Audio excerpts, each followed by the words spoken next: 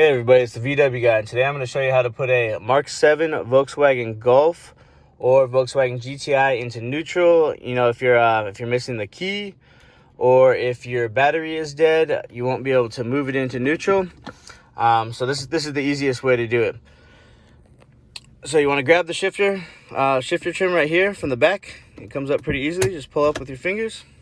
And you can kind of slide it forward like that. These tabs kind of click in that way. So you're just going to push it forward just a little bit. Then you can bring this up. Then once you have this up, you will see right here is a yellow button. So that's the shifter release. So you want to press and hold down on that button while coming over to the shifter. I'm going to put the camera down so I can grab the shifter real quick. And that's it. You just want to press this button too, bring it back, and you're good. So pressing those both those buttons at the same time, you can bring it back and into neutral, and now you can push it or put it on a tow truck. I want to thank you for watching this video today. I hope you have a great day.